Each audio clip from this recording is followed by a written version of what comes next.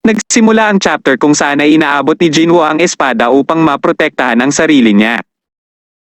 Habang papalapit ang dalawang halimaw ay bigla itong aatake sa kanya at doon na nga nag-flashback ang kwento si Song Jinwoo, isang hunter na may ranggang rank siya, ay kilala bilang isang mahina kahit saan siya magpunta.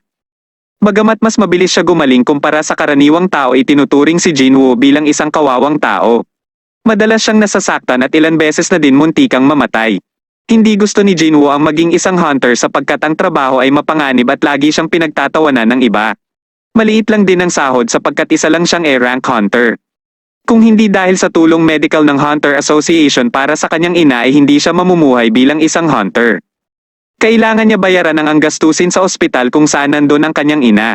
Bilang isang menor de edad ay wala pa siyang kasanayan sa pagtatrabaho at ang tanging pagpipilian lang niya ay maging isang hunter. Nagdadalawang isip sumali si Jinwoo sa isang raid. Makikita natin itong si Mr. Kim na katatapos lamang kumain. Nang biglang dumating ang kanyang kaibigan at sila ay nagkamustahan ng kanilang buhay-buhay. Ayon kay Mr. Kim ay hindi biro na kumita ng pera sa panahon ngayon. Samantalang halatang kinakabahan itong kaibigan ni Mr. Kim sapagkat ay matagal na panahon siyang nakapagpahinga sa ganitong gawain. Napansin ni Mr. Kim na dumating na ang ating bida na si Jinwoo. Nagtipon-tipon sila sa isang lugar, ang mga hunter nagpaabot sila ng pagbati sa isa't isa. At isa sa mga hunter ay si Mr. Kim na napansin si Jinwoo at masayang bumati sa kanya. Nakangiti naman na bumati din si Jinwoo at nagpatuloy siya sa paglalakad. Nagulat ang mga hunters na si Jinwoo ay makakasama nila sapagkat alam nila na siya ay magiging sagabal lang. Pinaliwanag ni Mr. Kim na si Jinwoo ay kilala bilang isang mahina na hunter sa buong Korea. Ang pagsali ni Jinwoo sa mga raid ay nagpapakita ng kahirapan. Nadinig lahat ni Jinwoo ang kanilang pinag-uusapan at napakamot na lang ito at nagpatuloy sa paglalakad. Habang nagiintay si Jinwoo, umorder siya ng kape subalit ubos na nang biglang may tumawag sa kanya at nagulat siya. At ang taong tumawag sa kanya ay si Ju Hoi, isang healer na lagi niyang kasama at nag-aalala kay Jinwoo sa patuloy na pagsali sa mga raid. Sinabi ni Jinwoo na ginagawa niya ito bilang libangan. Sa kabilang banda, naghahanda na ang mga hunter sa pagpasok nila sa dungeon. Bago pumasok ang lahat ay nagsalita si Mr. Song na siya ang mamumuno sa kanila at sumangayon ang lahat sapagkat alam nila na may skill din si Mr. Song. Pinaalalahanan naman ni Mr. Kim si Jinwoo na mag-ingat at huwag masakatan at doon nga sila nagsimula na pumasok sa dungeon. Pagkapasok ng ating bida ay napunta ang usapan sa dalawang nagbabantay ng dungeon. Ayon sa isa dito ay nababahala siya para kay Jinwoo. Nagtanong naman yung isa niyang kasamahan na kung si Jinwoo daw ba ang may bansag na pinakamahinang hunter sa buong Korea na nabibilang sa A-rank hunter.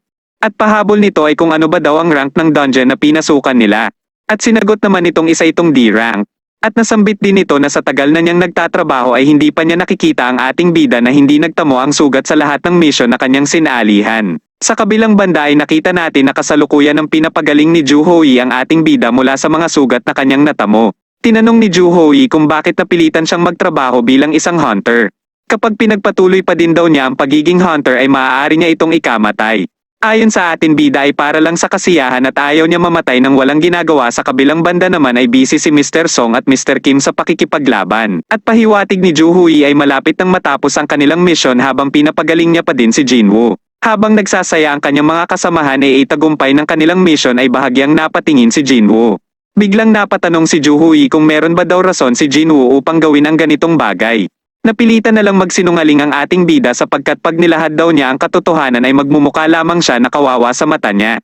Bahagyang nagalit si Ju Hoi sapagkat nag-aalala siya at ayaw niya itong mapapahamak at napaikon pa siya dahil sa katatawa ng ating bida.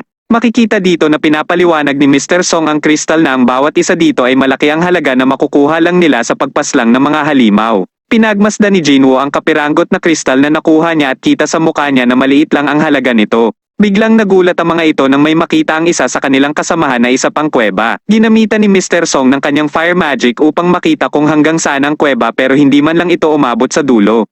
Ayon kay Mr. Song, hanggat hindi pa napapatay ang boss ay hindi magsasarado ang dungeon at kakailanganin pang tawagin ang mga S-rank hunter. Kung iba pa daw ang makakapaslang sa naturang boss ay paniguradong bababa ang halaga ng mga kristal nila. Kaya nagbutuhan sila kung ipagpapatuloy ba nila ang kanilang mission. Sa 17 individual ay may mga umayaw at isa na dito si Ju Hoi.